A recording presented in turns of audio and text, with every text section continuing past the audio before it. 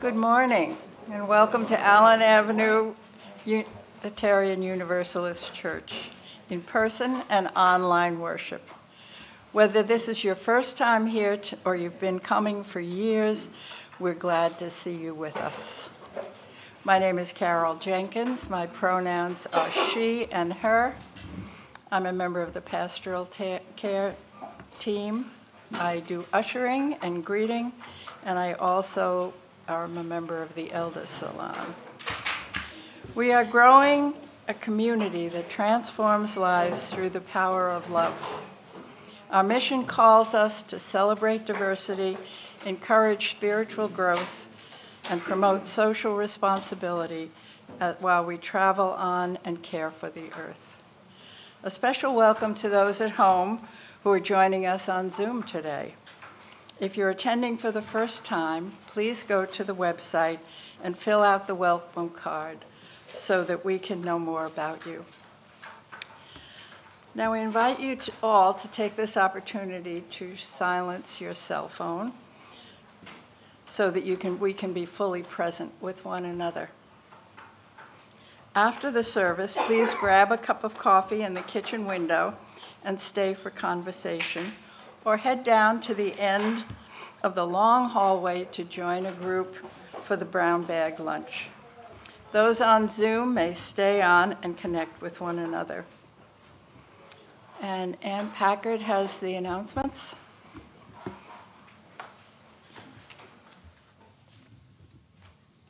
Good morning. My name is Ann Packard, and I am a member of the Board of Trustees, and my pronouns are she and hers. And now for the announcement we've all been waiting for. Hold on. Our two fearless leaders led us through rain and shine, and we so thank them. Will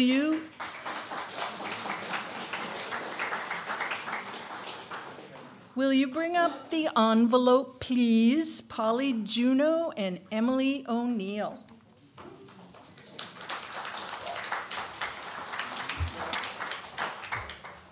I forgot the envelope.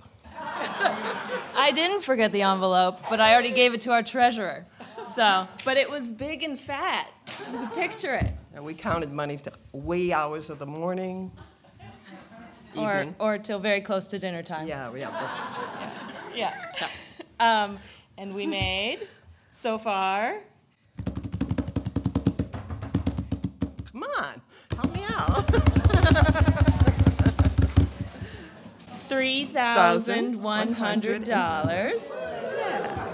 And we still have a few sales that are pending so that we might get up to our $3,200 goal. So thank you for all of you who did so much work. Appreciate all of your time and your energy. And I think that the thing we like the best about the community yard sale is the part that says community. And I think we had a really wonderful opportunity to spend time together. Thank you. Thank you.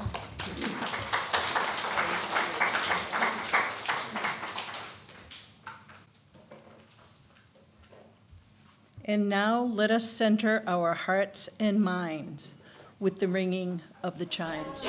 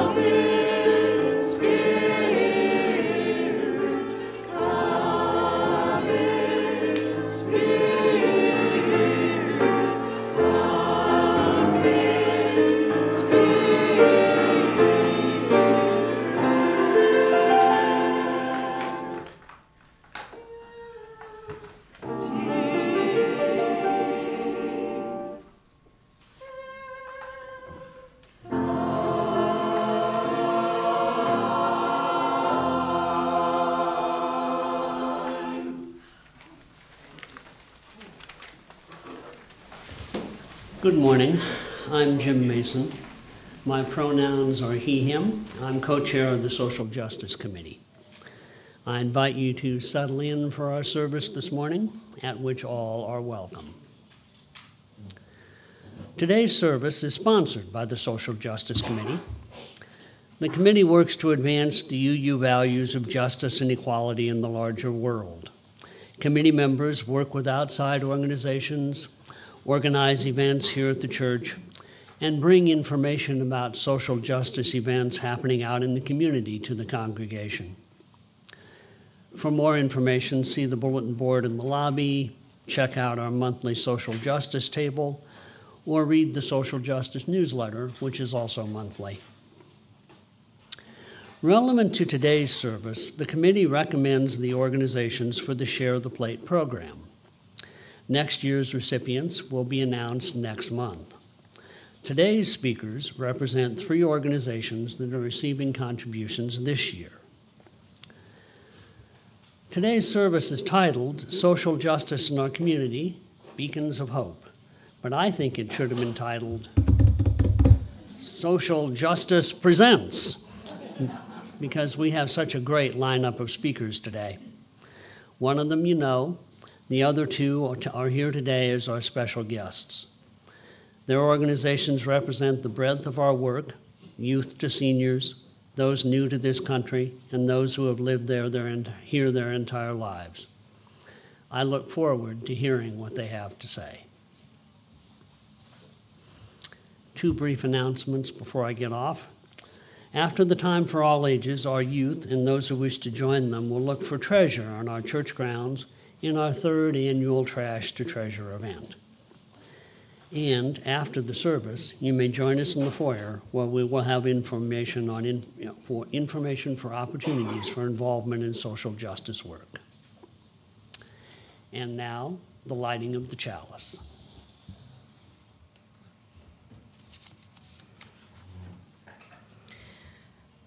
As we light our sanctuary chalice this morning, those worshiping at home are invited to light a chalice or a candle near you to connect us to one another.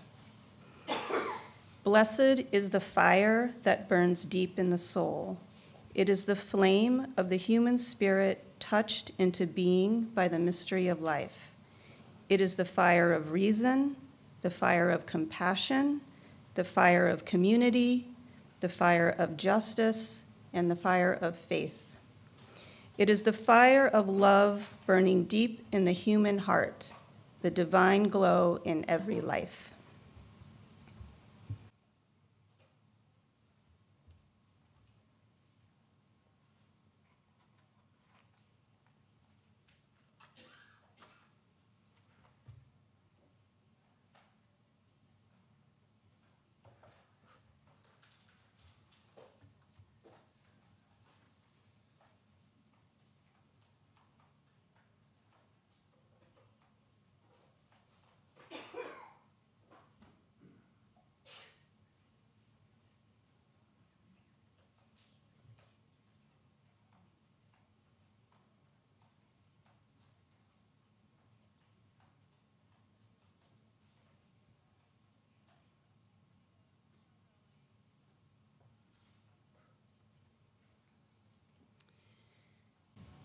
And we light our community candle today for all those in our world who are suffering from oppression, as well as for those who are committed to the continuing fight for justice, which is hard and even at times dangerous work. We acknowledge that we are part of this fight for a better world.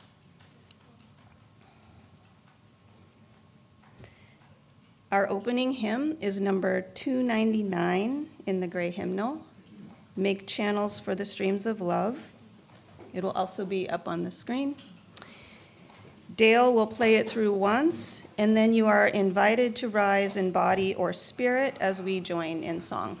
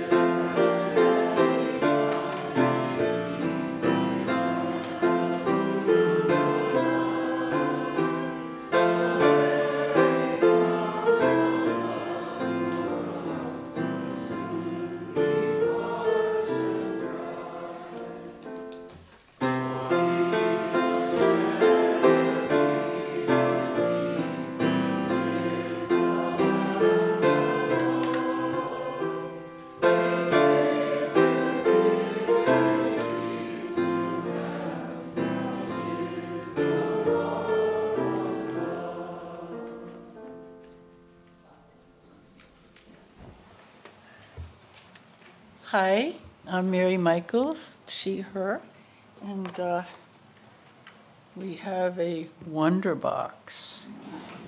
I wonder what's in it. I would like a volunteer to look in it. Oh my goodness. But remember, today is trash to treasure. So I know this is glittery, but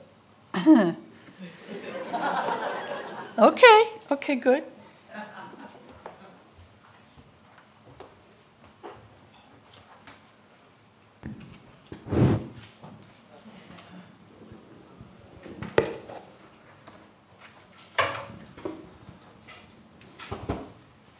You want to look in it? What is your name? My name is Dexter. Dexter. What do you see? I think I see some old rags. Look a little closer. Does it look like it might be a certain thing? You don't have to touch it. Maybe some clothes? I don't know. I'll touch it. What does it look like now?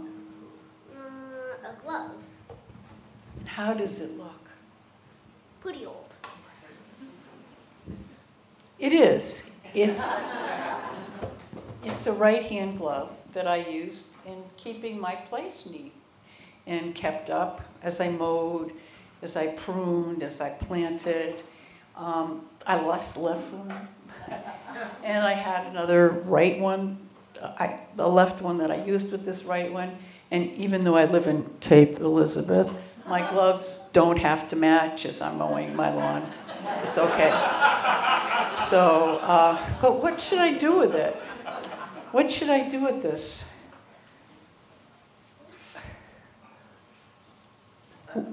There's something I hope will show up on the screen. We'll show you what I'm going to do with it. I could just toss it. Oh no. I could toss it. But that's not a good idea because it'll end up in a landfill. And landfills are full of things, and then they just leak into the environment, and they're usually near poor people, and it's bad for people. But there is a place where you can take some old things, something like this, and you can recycle it, and it can be turned into like bedding for your pets, rags, rugs. They turn clothing into things that can be used. So that's what we should all do. And I know all of you are going out today to find things that are disposed in our environment, and you're going to pick them up, and hopefully they will be put into recyclable streams so that we will not be polluting our own environment or the environment around us. So thank you very much. You couldn't get the box up there, the picture? What? It never gets sent. Oh, okay, sorry. I had a picture of apparel. I have it right here. It's a box that they have in many communities. Apparel Impact, and it's a very attractive box. It's at our dump, and it's next to the Goodwill and the Salvation Army. Those are for things that you can use, but this one collects things, even pocketbooks and shoes, things that can't be donated, and they can recycle them. So thank you.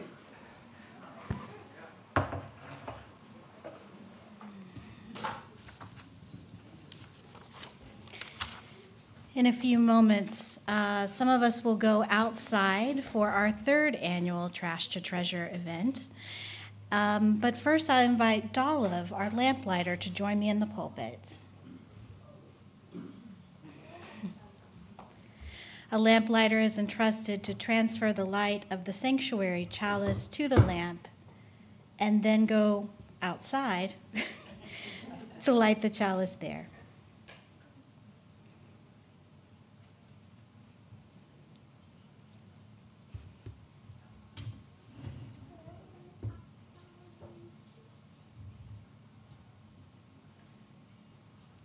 I invite those going to Trash to Treasure to follow the lamplighter as we carry the flame, expanding our sacred space.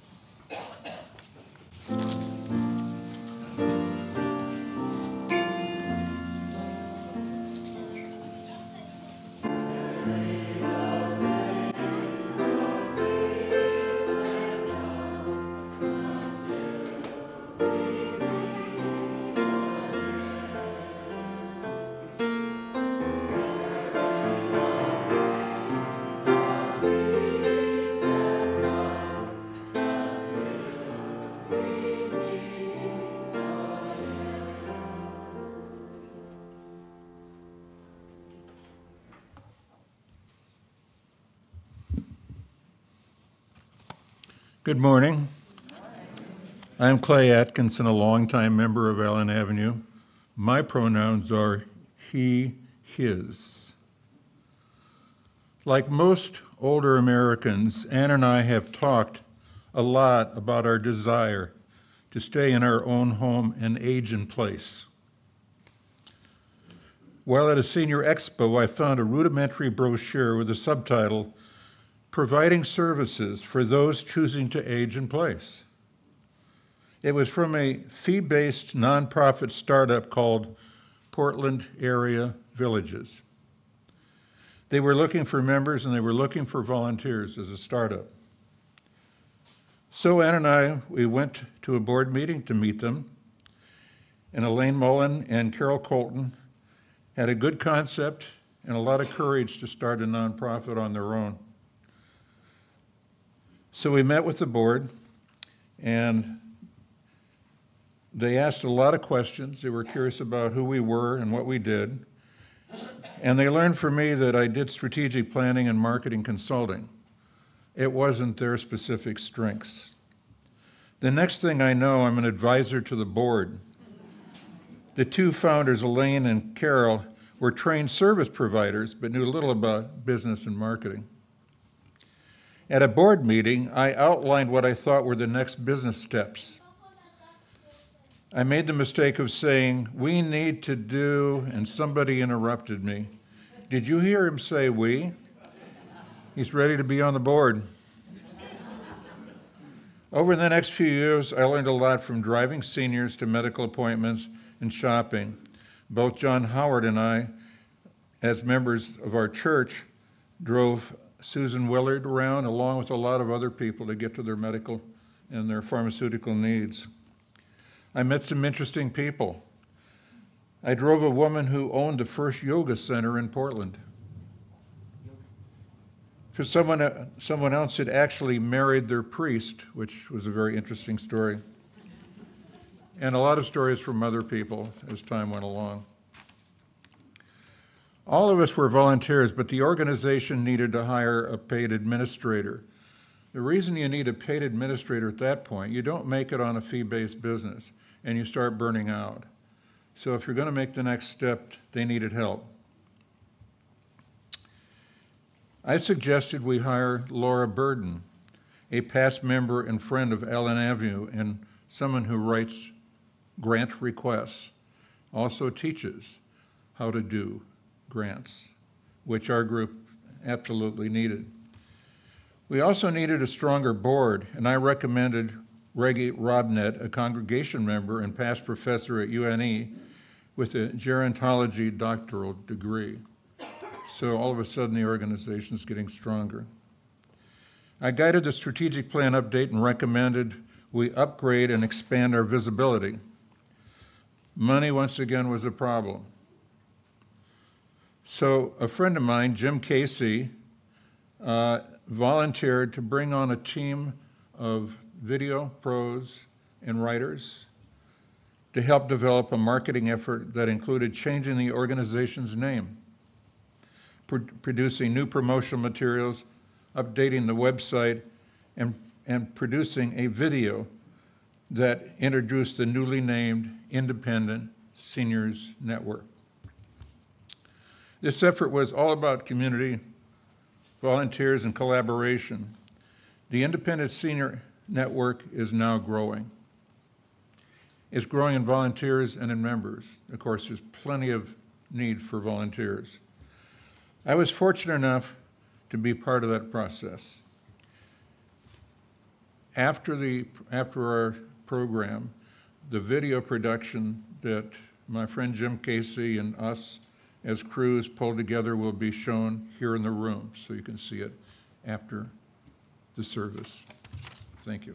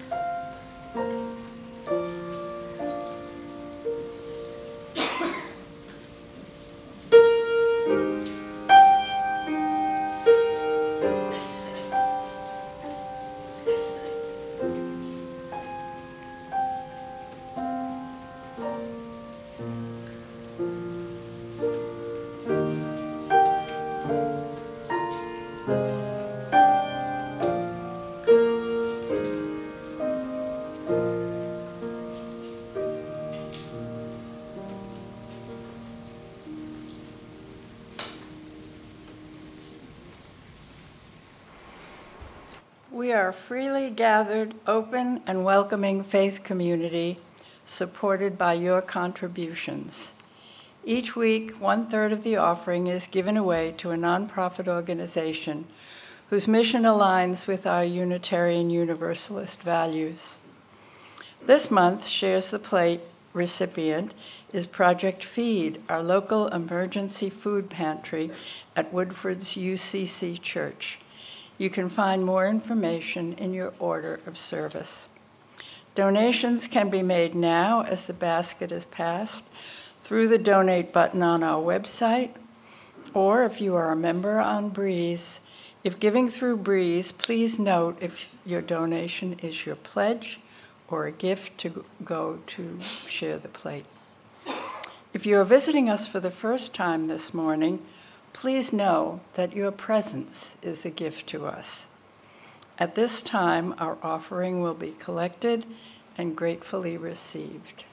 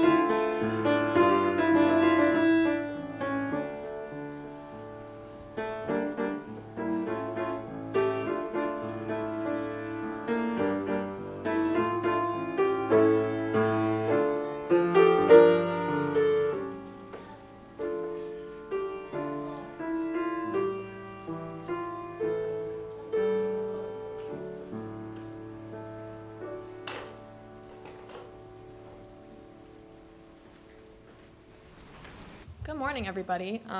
I've never been here before, but it's been beautiful so far, so I want to say thank you, first of all. It's lovely. Volume, I'll project, I promise. Let's see if I can find my place. So my name is Cameron Barron. I'm a junior at Saukville Valley High School, Hiram, Maine. Don't know if anybody's heard of it. It's pretty far out there. And I'm here today to talk to you about something called the Yellow Tulip Project. So first I'm going to talk a little bit about why it was founded. So when Yellow Tulip Project's founder, Julia Hansen, was in middle and high school, she felt isolated in coping with her depression. The deafening silence, lack of discussion, and stigmas that plague the topic of mental health prohibited her from seeking the assistance that she needed. The loss of two of her closest friends, Beta Vest and Peyton Sullivan, to suicide at the age of 16 catalyzed Julia's discovery of her voice, as well as of a previously unexplored willingness to vocalize her newfound tenacity for destigmatizing mental illness. Julia had an idea: to create a space in which impassioned youth could together eradicate stigma, cultivate community, and inspire productive conversations about how to combat exponentially rising rates of suicide. From this vision, the Yellow Tulip Project was born. The organization's mascot, Taffy the Tulip, symbolizes happiness and hope and is also reminiscent of Julia's late best friends. The tulip was Beata's favorite flower, while yellow was Peyton's favorite color. The Yellow Tulip Project strives to smash the various stigmas surrounding the mental illness and help those struggling to understand that even within the darkest places, hope and support are ever present, and suicide should never be an option. So, some work done by the Yellow Tulip Project. In the project's pursuit of this mission, several programs have been established. These include, but are not limited to, because I don't have the time to discuss all of them, the Young Men Moving Mountains photo exhibit, an initiative that presents the faces and stories of young men and non-binary individuals who feel impacted by struggles with mental health. The I Am More Facing Stigma photo exhibit, a black and white photography display that challenges preconceived notions about what mental illness supposedly looks like. Sharing the stories of people who battle mental illness, virtually and physically held mental health workshops such as It Starts With You, a self-care toolkit, and the intersections of identity and mental health. The Youth Ambassador Program, which I am also a part of, which offers leadership roles to numerous youth, and perhaps the most notable, the widespread planting of hope gardens, which involve communities coming together during the fall to plant hundreds of yellow tulip bulbs, awaiting their arrival in the spring to serve as beacons of hope. And lots of schools do this, even down in Hiram, where I am, we do it, and I know that Casco Bay does as well. And so I got involved, clearly. I'm going to talk a little bit about why and how. So in the 6th grade, following a nearly lethal battle with anorexia and bulimia, for which I was hospitalized for a couple of months, I was told of the Yellow Tulip Project and invited to one of its events in Portland, Maine by my older sister, Marley Boardman. I became intrigued instantly, as I am predisposed to advocating for those struggling, which is significantly heightened by my personal experiences surrounding mental illness. After minimal discussion with my sister, I found myself eager to get involved, and shortly thereafter suggested to Mrs. Sanborn, then staff at my middle school, that we institute a chapter of Yellow Tulip Project within my school. She agreed without hesitation. She is absolutely awesome. And we began drafting our proposition, and we presented it to the school board. Everybody on the school board supported us immediately, and one person donated $500 on the spot, which was incredible. We used that to purchase our bulbs, and then we planted our first hope garden. So far, my district's tulip team, composed of myself and a bunch of other passionate students, have executed a bunch of events, tasks, including an annual hope garden, as well as a hope board, a construction paper yellow tulip that functions as an outlet for students to write and post the people, places, or things that ignite hope, an after-school wellness workshop that included dance, craft, yoga sessions, and several school-wide assemblies to inform students of Yellow Tulip Project and to extend support to those who may need help. We also have helplines posted throughout the bathrooms, suicide hotlines, transgender crisis hotlines, pretty much everything you can think of. In the middle and high schools, both. Music Mondays, which also take place in both schools, in which uplifting tunes are broadcasted over the speakers in the morning. We talk a little bit about our mission and inclusivity and try to spread a little bit of hope before the school day begins, because it can be long for a lot of us.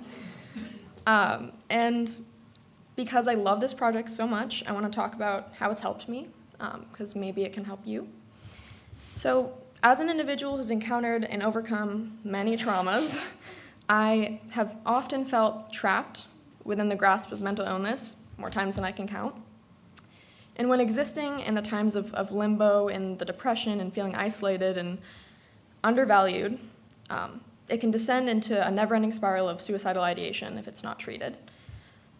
And this descent resonates strongly with me, having undergone a grisly battle with 2 concurrent eating disorders, witnessed my parent nearly lose their battle with opioid addiction, been placed into the middle of a really awful divorce, and more. Although far beyond me, these situations continue to haunt me still, begging that I retreat back into that dark hole.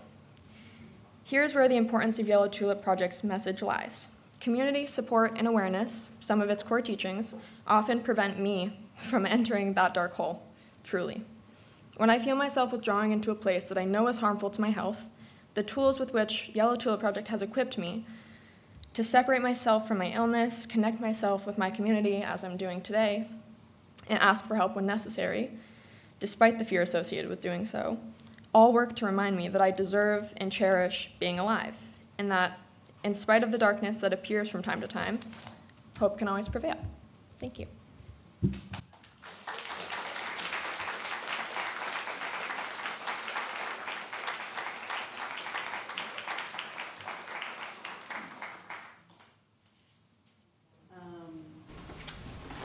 This song, Somebody's Daughter, was brought to me by an incarcerated woman in Wyndham who asked me to learn the song so that I could teach it to them and we could sing it together when I was working as a volunteer there.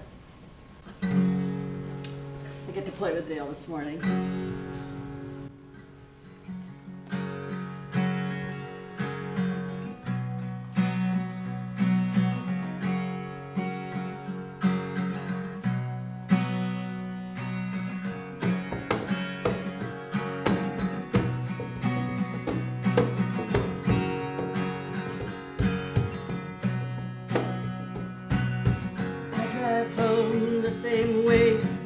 Turns up the interstate. She's always standing at the stoplight on 18th Street. She could be Sarah, she could be Emily, Olivia, maybe Cassidy. The shaky hands on the cardboard sign, she's looking at me.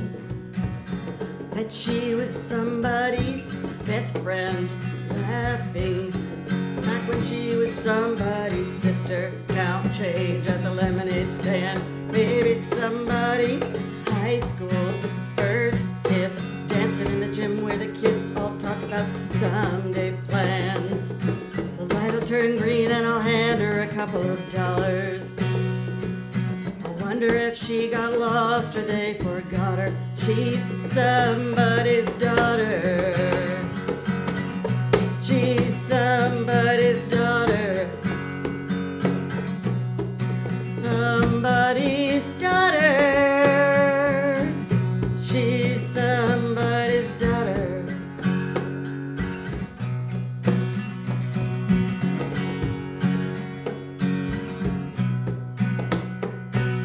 Did she stop wondering where the cars all go? Can she even tell that I don't know what to say? So I just nod my head and wave. No one's gonna ask her what she wants to be or why we're both stuck here at the mercy of geography, whether it shines or rains. But she was somebody's best friend, laughing back when she was somebody's sister. Count change at the lemonade stand. Maybe somebody's high school first kiss, dancing in the gym where the kids all talk about someday plans. Light'll turn green and I'll hand her a couple of dollars. I wonder how she felt when no one caught her. She's somebody's daughter. She's somebody's daughter. Somebody's daughter. She's somebody's daughter.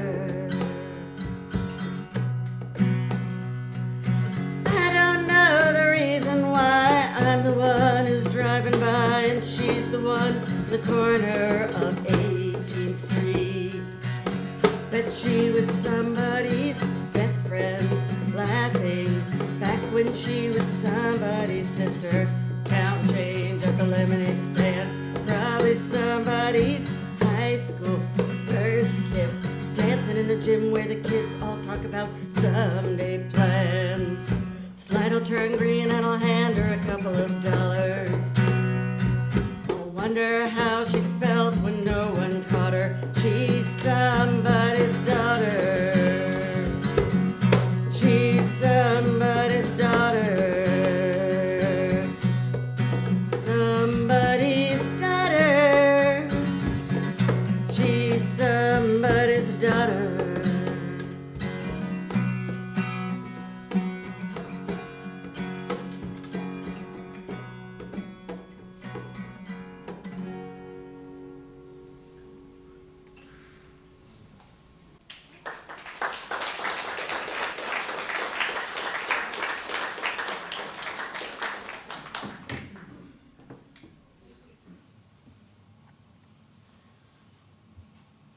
Good morning, everybody.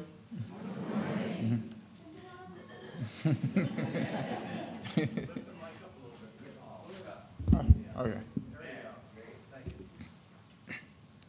My name is Luis Chimina, and I am a case manager with Great Portland Family Promise.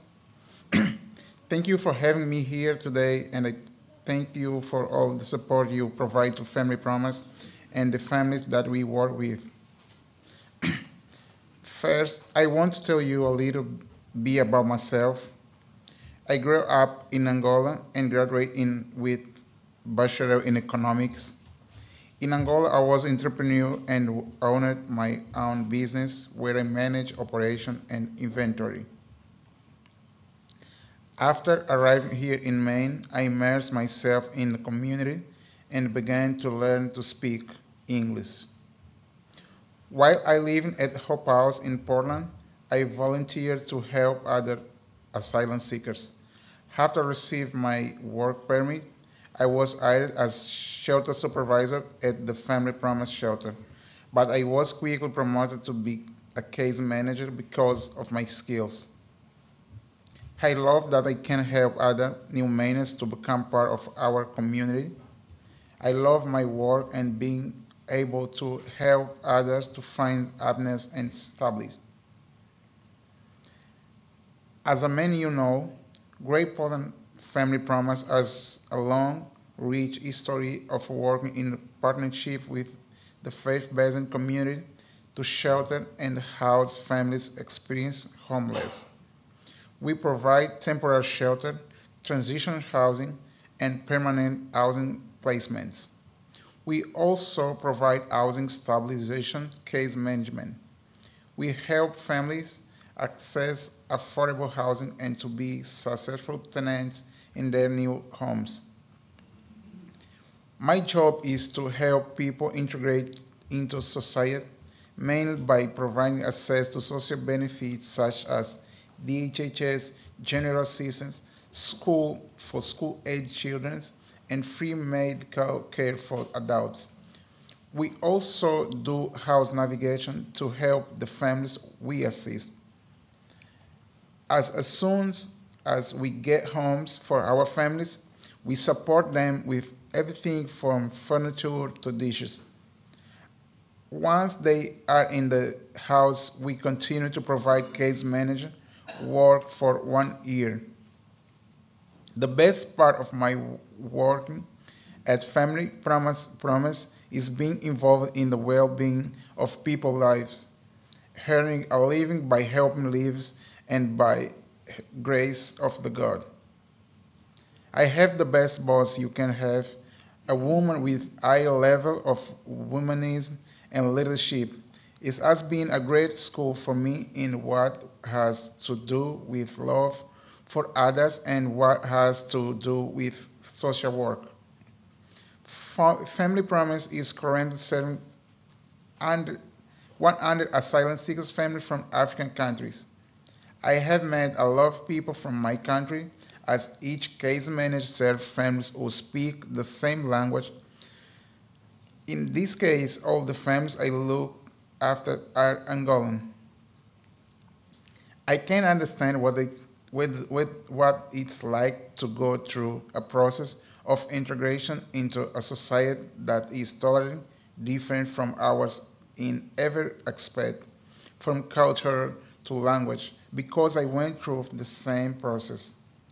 I have been trying to convey the message that most of the difficulties you experience are a part of the process that with faith, commitment, and dedication you get through. Family Promise committed to assist these families as they integrate to our community. Our goal is to provide hospitality, compassion, and person-centered care for their individuals and families that we serve. When a family moves into the new apartment, the Family Promise volunteer move team delivers all the furniture and household goods families need to outfit their new home. This is an important day for the family. I remember father of 3 beautiful girls who lived in our shelter with his 3 daughters and his wife. After some time, my boss got him a house in Lawson. When we took him there with his family, he cried with emotion. It was very moving. To further support families on a path to independence and stability, we connect them to English language class, financial literacy course, and workforce development. We distribute culture appropriate food and diapers and provide financial assistance and bus tickets. Additionally, we offer a weekly arts and crafts program and 2 annual cultural celebrations. We look forward to our continued partnership with Allen Avenue Unitarian Universalist Church, and we are so grateful that you have chosen Family Promise as one of the organizations that you support as a part of your mission work. The great impact that working for Family Promise has had on my life. Firstly, it has made me discover my social work vein. I feel it's aligned with God's purpose in my life to make difference in people's lives, to give of oneself just for the sake of giving without expecting anything in return. And because God is perfect, He put a very special person in my path, someone I love as she had been part of my life for years, my boss, Michelle Lamb, love in person. Having my family here with me after almost 2 years of not seeing my daughters and my wife, have them here with me is more than wonderful, and thank God 9 months after my dear boss let us live in the Family Promise house during that time. Now a new stage is our life begins. Thank you.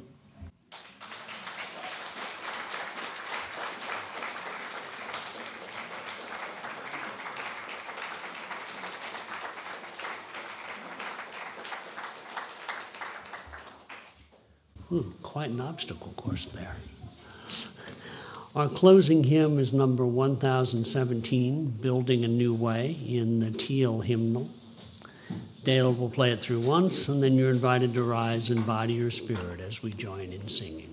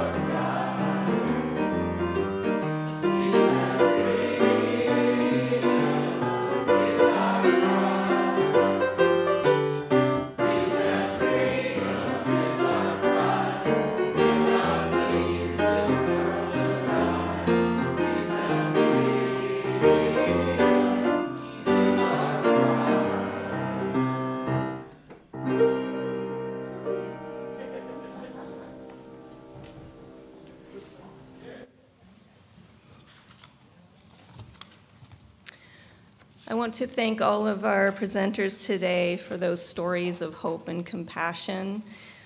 It's a hard world to find hope sometimes, and these are the stories we need to hear, so thank you.